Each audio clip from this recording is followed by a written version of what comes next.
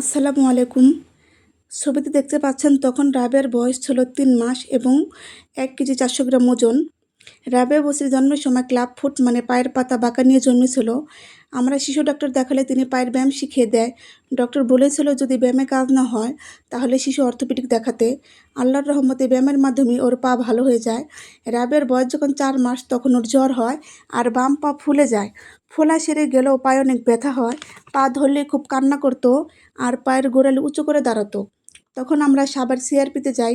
CRP এর কম বয়সী doctor X-ray report দেখে বলে ওর পায়ের হাড় বাঁকা।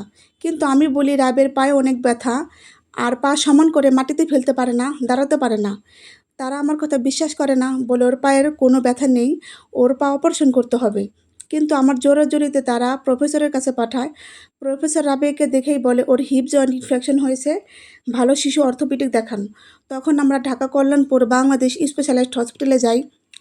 প্রফেসর রাবেয়ার রক্ত পরীক্ষা, এক্স-রে এবং পায়ের আলট্রা দেয়। রক্ততে দেখা যায় ওর সাদা রক্তের নিউট্রোফিল নামক একটা উপাদান অনেক কমে গেছে বিধায় ওর পায়ে ইনফেকশন হয়েছে এবং পায়ের ফেমোরাল হেড কিছুটা ক্ষয় হয়ে গেছে। তখন ডক্টর ১৪ দিনের অ্যান্টিবায়োটিক দেয় এবং ভিটামিন ডি3 ইনজেকশন দেয় দুধের সাথে মিলিয়ে খাওয়াতে।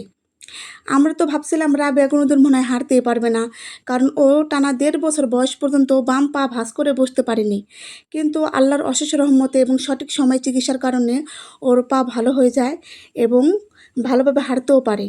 ওর পা দেখে অনেকে বলেছে প্রতিবন্ধী হয়েছে, এই সেই অনেক কিছু, কিন্তু আমরা আমাদের চেষ্টা চালিয়ে গেছি, ওর চিকিৎসা করেছি, কারণ রোগ যেহেতু আছে পৃথিবীতে তার চিকিৎসাও আছে।